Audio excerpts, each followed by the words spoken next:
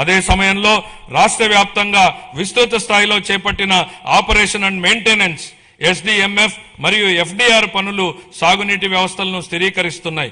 5 ఏళ్ల విరామం అనంతరం మొత్తం 6047 నీటి వినియోగదారుల సంఘాలను ప్రజాస్వామ్య పద్ధతిలో పునరుద్ధరించడం ద్వారా సాగునీటి నిర్వహణలో రైతుల భాగస్వామ్యానికి మళ్లీ బలోపేతం చేశాం.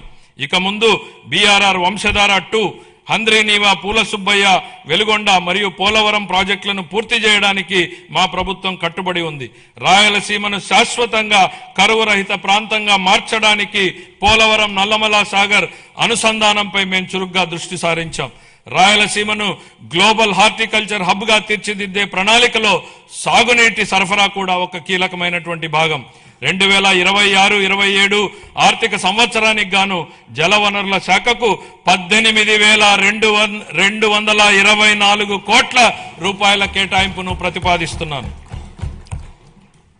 వ్యవసాయం, పశు సంవర్ధక, ఉద్యానవనం, మత్స్య సహకార రంగాలు. వ్యవసాయం గాడి తప్పితే మిగతా ఏ రంగానికి సక్రమంగా నడిచే అవకాశం ఉండదు అన్న ఎంఎస్ స్వామినాథన్ గారి సూక్తిని గుర్తు చేస్తున్నాను అధ్యక్ష.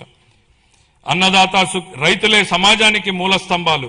వారు పండించే ఆహారమే ప్రతి కుటుంబానికి మూలాధారం. అందువల్ల రైతుల సంక్షేమమే మా ప్రభుత్వానికి అత్యున్నత ప్రాధాన్యం. అన్నదాత సుఖీభవ పిఎం కిసాన్ పథకం కింద 2025-26 ఆర్థిక సంవత్సరంలో 46.86 లక్షల రైతు కుటుంబాలకు 20,000 రూపాయలు చొప్పున పెంచిన ఆర్థిక సహాయాన్ని అందిస్తూ మొత్తం 6,600 కోట్లను విడుదల చేశాం.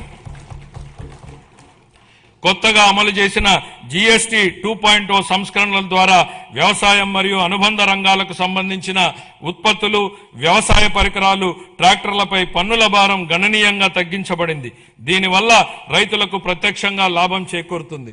పశు సంపదకు పొంచి ఉన్న ఆరోగ్యపరమైనటువంటి ప్రమాదాలను తగ్గించే దిశగా పశు బీమా పథకం అమలుకు మేము నిరంతరం ప్రాధాన్యత ఇస్తున్నాం. పశు సేవలను మరింత బలోపేతం చేయడానికి కొత్త పశు వైద్య భవనాల నిర్మాణానికి 20 కోట్లను కేటాయిస్తూ మౌలిక వసతులను విస్తరిస్తున్నాం.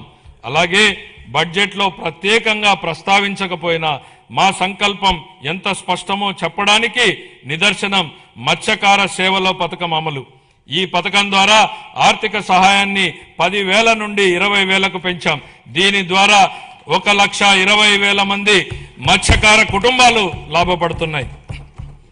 ధరల స్థిరీకరణ నిధి.